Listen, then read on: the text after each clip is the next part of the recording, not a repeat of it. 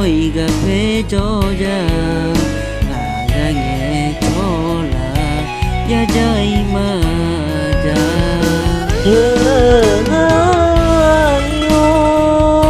tan đôi cha khi nu mà